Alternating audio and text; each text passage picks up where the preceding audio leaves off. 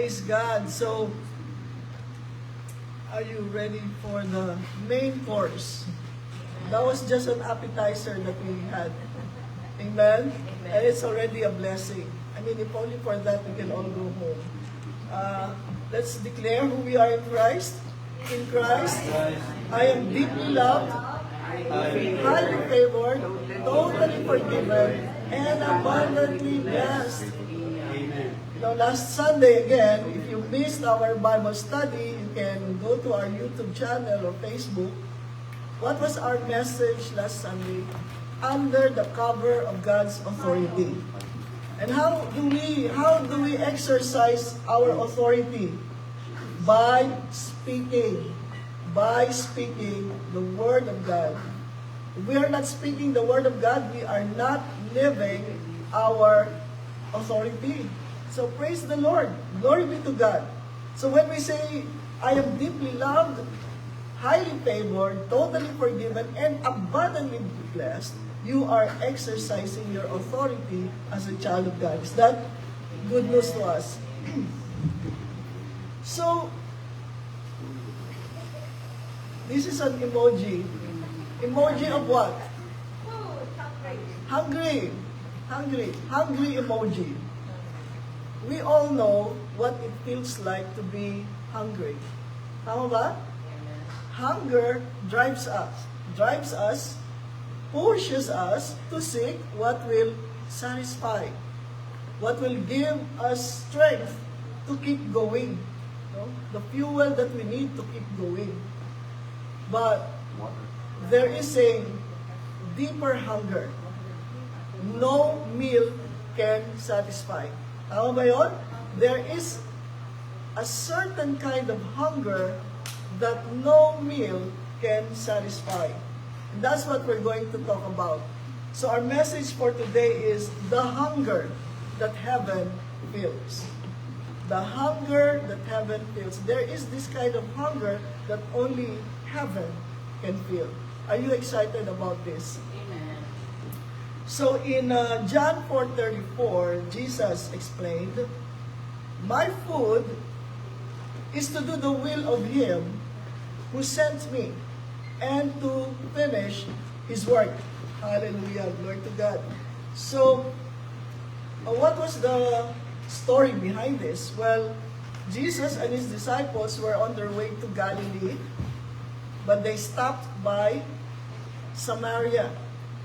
And Jesus sat at the well where He encountered the Samaritan woman. And while this was happening, the disciples left Jesus right there in Samaria to go and get some food. It was noontime, so they were fatigued, they were hungry. So the disciples, left Him to go get some food. And when the Samaritan woman was ministered to by the Lord Jesus, and she went to town to testify to the people there. Exactly at that precise moment, the disciples came, bringing food for Jesus to eat. But this is what He said, my food is to do the will of Him who sent me and to finish His work. What did Jesus mean by this? Food, in general, we all know, we will have our lunch later on, but food sustains physical life. We know we need to eat, right, for our life to continue. And then it satisfies hunger, right? And it strengthens our body. Kailangan natin yan. Kailangan natin ng kumain. But Jesus said, my food, specifically referring to a certain kind of food, right? And with that, when Jesus said, my food, this is what He meant, that the real source of satisfaction is spiritual, not material.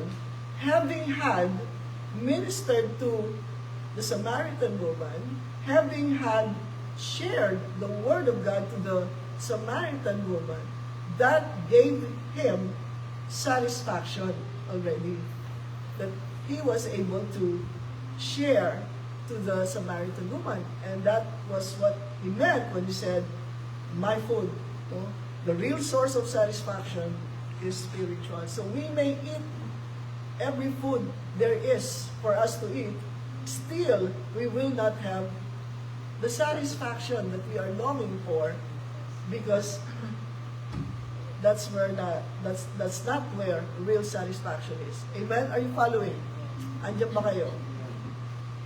So real satisfaction doesn't come from what we eat, but from who we serve. Napakagandang malaman nun. Real satisfaction does not come from food that we are eating. It's from who we serve. Are we serving the one true living God? Amen? Is Jesus in our heart, in our mind, in whatever we are doing? You know what the book of Colossians tells us? Whether we eat or drink, we do it all to the glory of God, giving thanks to the Father. So, if you're looking for real satisfaction, you cannot find it from the food that we are eating. Amen? Regardless of how delicious, our food may be. Now, Matthew 4:4, it is written, Jesus said, man shall not live on bread alone, but on every word that comes from the mouth of God. As I've said, we can eat everything that we want, but without the word of God, there is no real satisfaction. And we will not have the life that God wants us to live.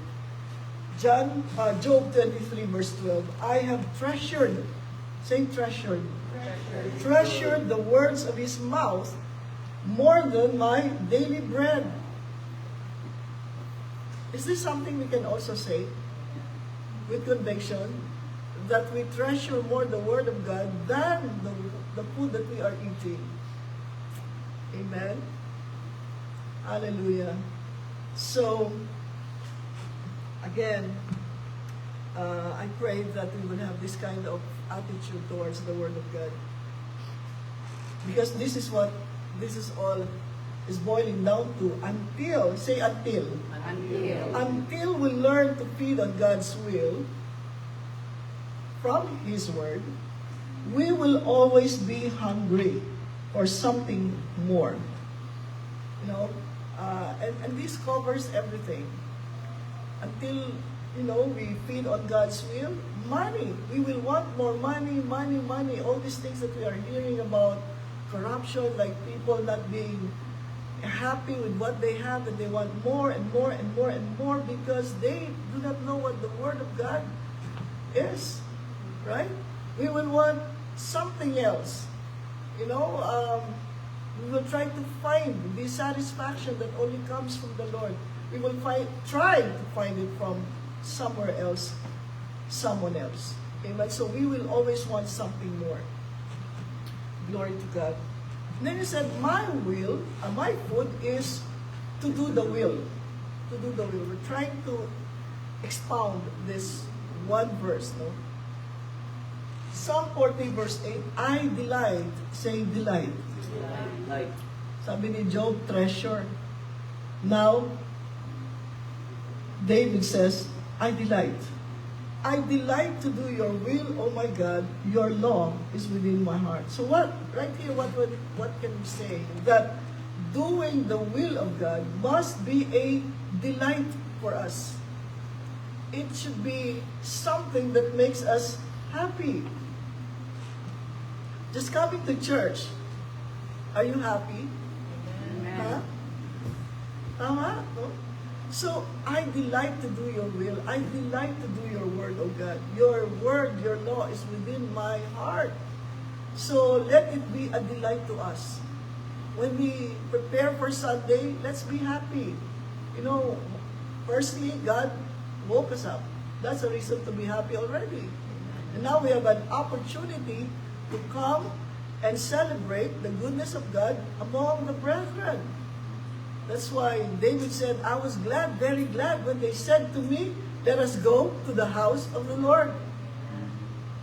That's a good thing to say, and to declare. every Sunday. I was glad, very glad, when they sent to me. So, delight.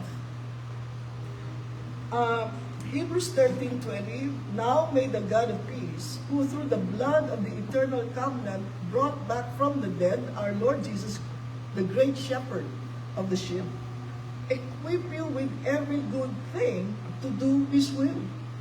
Praise God. And this is the prayer of the writer of this letter to the Hebrews, that this God of peace, what did we learn about peace? Wholeness, completeness, prosperity, tranquility, nothing missing, nothing broken. This peace of God will equip us with every good thing to do His will. So right now, we are equipped to do His will. Always remember, what God asks of us, He always first gives to us.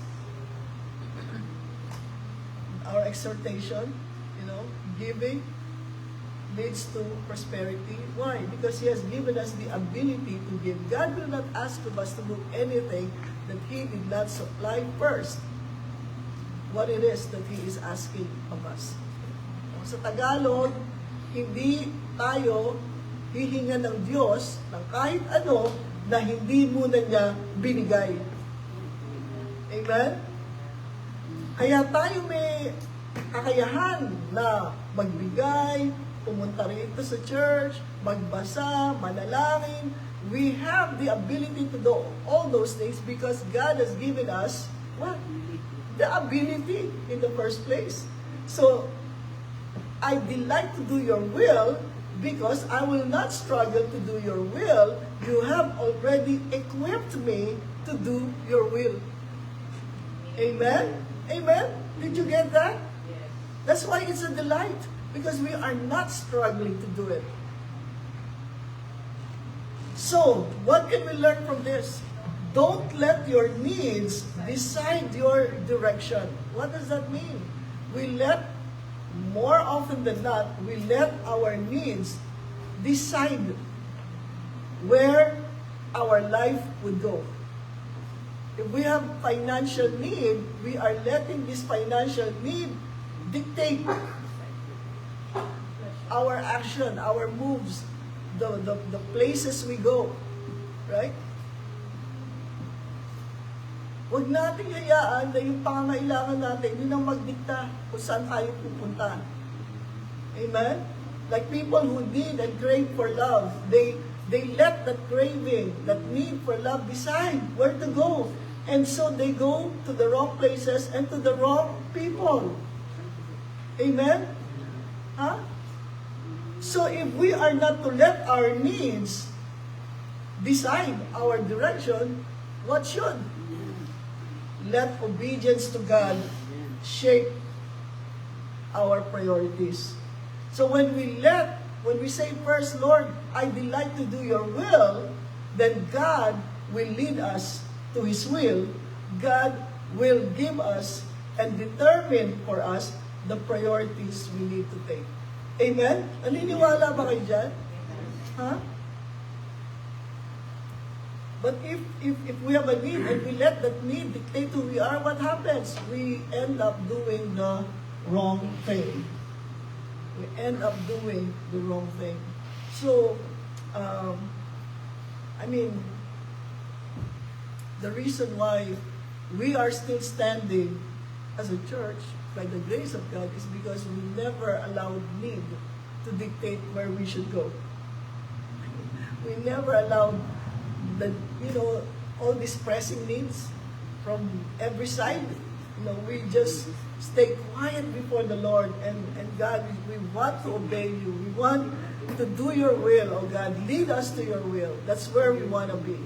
Amen? So this is a good thing to remember. What have we learned so far? That real satisfaction does not come from the food that we eat. It comes from who we serve. Amen? Hallelujah. And now, we do not let our needs dictate our direction. He said, my food is to do the will of Him who sent me. Of Him who sent me. What does it mean? Sent tells us that there is authority behind the sending. Right? Can a servant send his master? No, but a master can send his servant to wherever he wants the servant to go. So, when Jesus said, my food is to do the will of Him who sent me, He is implying and recognizing that there is authority behind the one who sent Him. Amen? And sending involves a mission. Huh? There is authority and mission behind sent. So Jesus was sent by the Father. The Father has authority.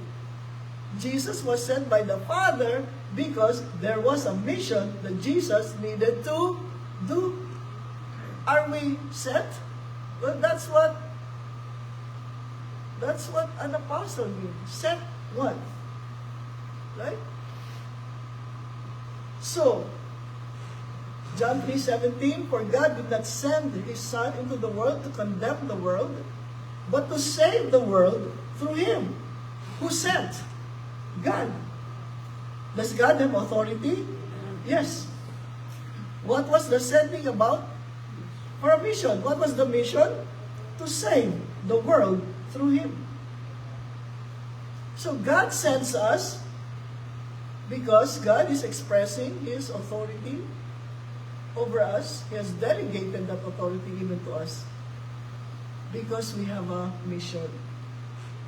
John 6:38, for I have come down from heaven not to do my own will, but to do the will of Him who sent me. So again, recognizing that this is not about His own will, this is about the will of the one who sent Him. Again, Jesus said to them, John 20:21, peace be with you, as the Father has sent me, so also I am sending you, talking to His disciples. Does Jesus have authority to send? Yes. What was the sending about? We have a mission to bring the gospel to all the nations of the world. To become a witness to Judea, to Jerusalem, to Samaria, and to the ends of the earth. We have a mission. Say to your neighbor, you have a mission. Mission. Amen. Hallelujah. Praise God. So, here's something for us. A sent one fully represents the sender. Yung pinadala, nire-representan niya, sino? Yung nagpadala. That's why when the Father sent Jesus, Jesus represented the Father. Now we are being sent. So what are we to do? To represent Jesus. That's why we are ambassadors for Christ. Say to your neighbor, you're an ambassador for Christ. So we represent Christ to the world. You know, and this is what we are all missing. That's why sometimes in our actions and behavior, we forget that we represent Christ. No matter what it is that we are doing, we are representing Christ to the world. The world will not pick up a Bible and read it, but they will read your life, our life. They will see how we are. Are we consistent with the very word that we are, talking about? So, a sent one fully represents the sender. I, you, all of us, we represent Jesus Christ. Is that good news? Amen. Yes. Yes. And to finish His work. My food is to do the will of Him who sent me and to finish His work. It's one thing to be sent to to a mission, and it's another thing to finish the mission. Andiyan na tayo? Right? John 17:4, I have glorified you on the earth. I have finished the work that you gave me to do. Praise the Lord.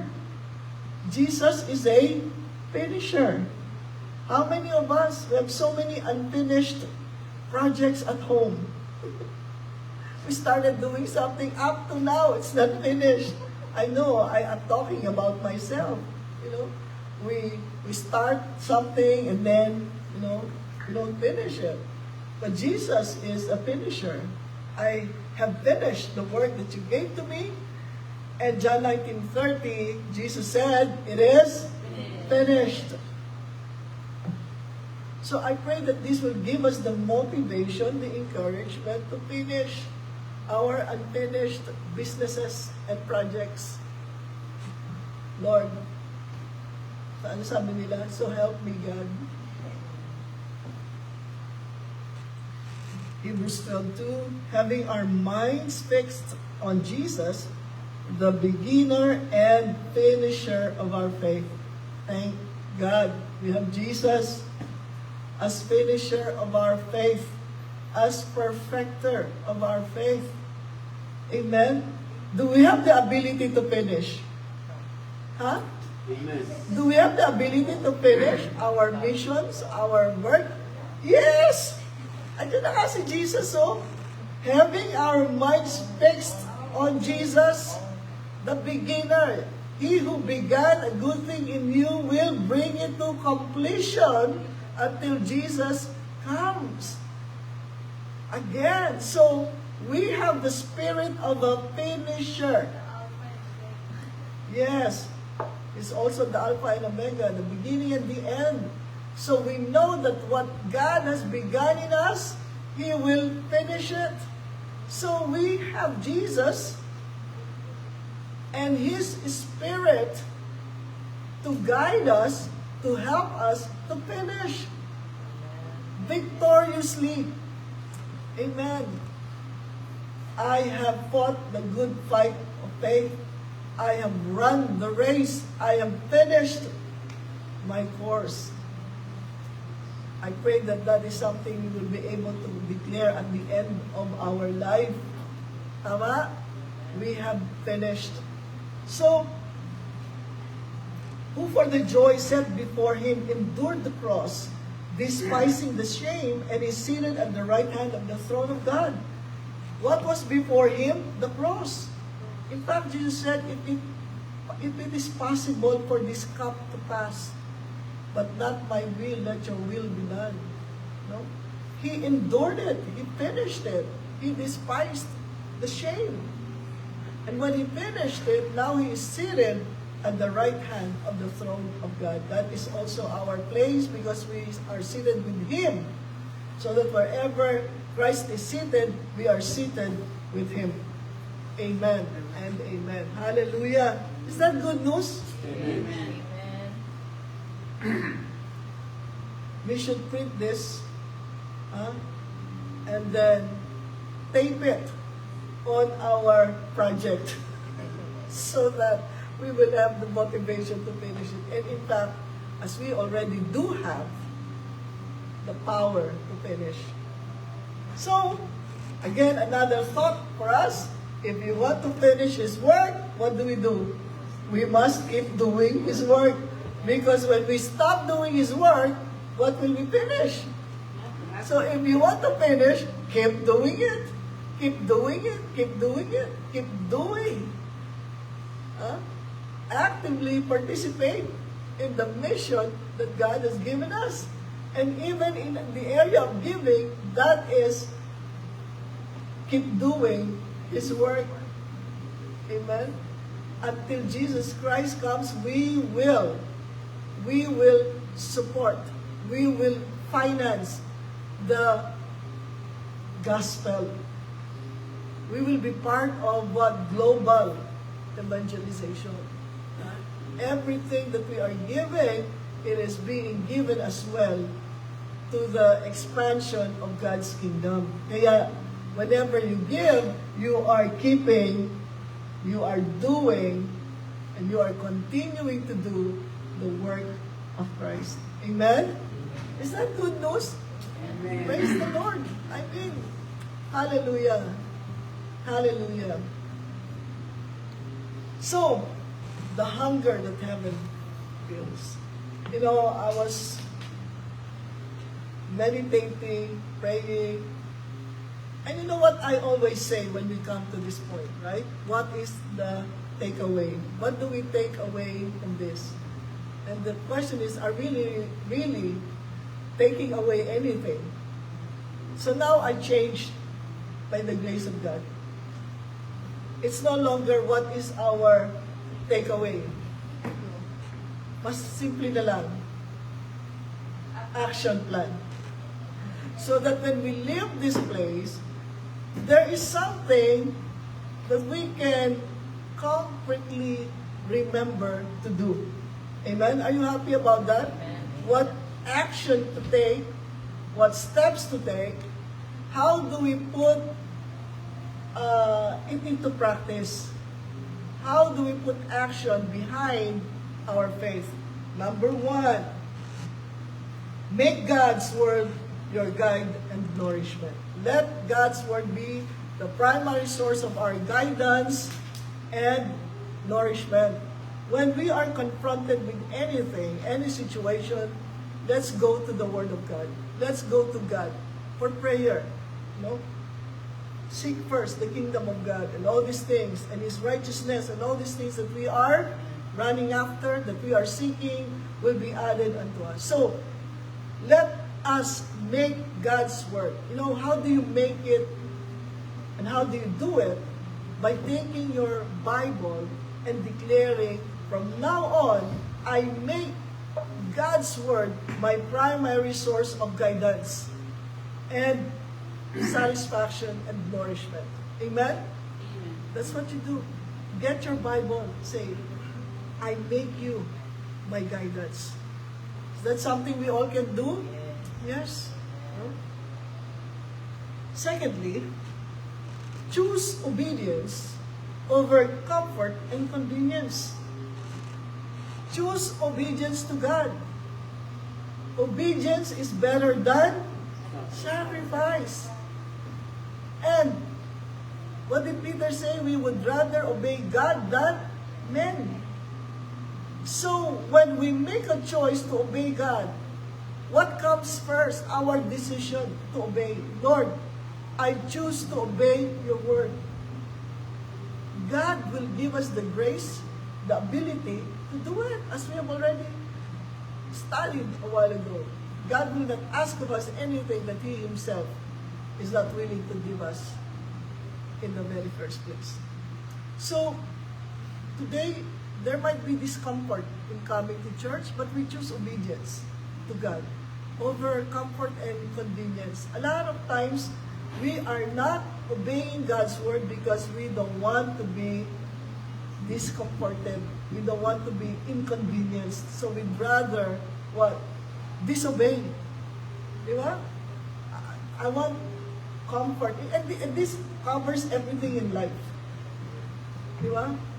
When we do not come to church because we choose the comfort of our bed, the comfort of our home, the comfort of anything, then it's easy for us to be swayed by the enemy to do so much more disobediences. And then, next, measure success by how faithful, say faithful, by how faithful you've been to what God called you to do. So sometimes, you know, especially because of social media and the very idea of flexing, did you know that the Philippines is number 1 in flexing? I read it. Social media flexing. Yung pinapakita natin, magano tayo karaming pera, pinapakita natin, we want to show off. No? And sometimes when we compare our lives with other people and we say, oh, you know, buti pa sila, you know, look at them, they have, you know, sana all. Yeah. I wish that were me also, that's me there flexing. But no, that is not the way we measure success. How do we measure success? By how faithful you've been. When your name is in the book of Yes, to what God called you to do.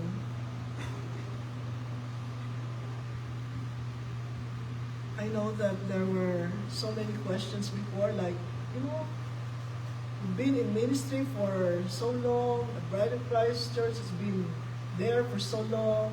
How come you still do not have your own building? How come you do not still have your own church? Blah, blah, blah, and everything. You know why? Because we prioritized missions. We prioritized missions.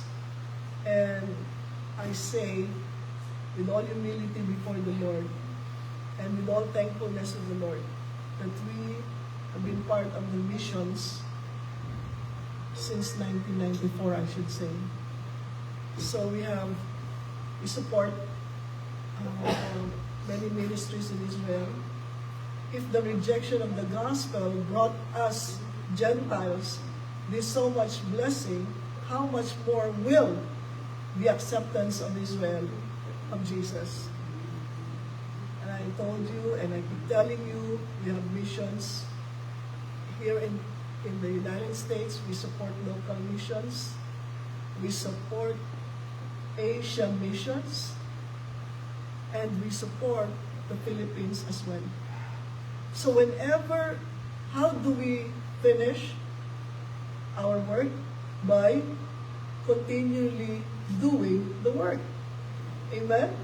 So hallelujah. So that's how we measure success. How faithful have you been to what God has called you to do? If you have been faithful in being a good parent to your child, that's success. Amen? If you have led your children to the Lord, that is success. Amen? Amen? It's not how much money you have in the bank or how... It's good to have money in the bank. And God wants us to be prosperous as well. But that's not how we measure our success, only by these material things. Amen? And lastly, say gladly. Gladly. Gladly yield to God's purpose until the work is done. No? Submit to what God is doing. What is His purpose? Why is this thing going on? No? And we yield to that purpose. We yield to God's higher purpose. Amen? So, Jesus said that there is a hunger that cannot be satisfied by material things. And this is spiritual hunger, that we will be hungry and thirsty for the things of God, for the Word of God, and for God and Jesus Himself. Amen? Amen. So therefore, as we allow the Lord to feel this hunger, we will walk in blessing. We will walk in prosperity. We will walk in gladness and joy. Amen. Hallelujah. God is truly good to His people. Amen. Hallelujah. In a little while, our physical hunger will be satisfied, but more so our spiritual hunger. Amen. Hallelujah. Did you learn anything today? God is good. Amen. There's so much more that He wants to bring to us. Let's bow our heads. Father in heaven, thank you for reminding us to be hungry for more of you. To be hungry for your purpose in our life. Thank you for everyone present today, even for those who are watching and listening. Lord, there is so much more that you want to do through us, in us, for us. And we gladly yield ourselves to you. We declare, O Lord God, that the work that you have begun in us, Father, you are continuing until Jesus Christ comes again. Lord, our faithfulness comes from you. It is not because of us, it is all because of Jesus. And so we just bow ourselves before you, to honor you, to worship you. Lord, we are nothing without you. Apart from Christ, we cannot do anything. And so we surrender everything to the Lordship of Jesus. We come against every sickness today. In the name of Jesus, we command every sickness to go. We speak to our bodies, receive God's healing today. Hallelujah. Walk in the fullness that God has provided for us through Jesus Christ. Thank you for meeting all of our needs, O God. There is no one need that is left unmet. You know us, O God, through and through. Even our very thoughts, O God, you know. And we are so glad, so happy, Lord, that there is nothing in this world that we will desire that you are not able to provide for us. So we give you all the praises. We give you all the glory, O Lord God, our Father, in Jesus' mighty name. And everyone say, Amen. Amen. Amen.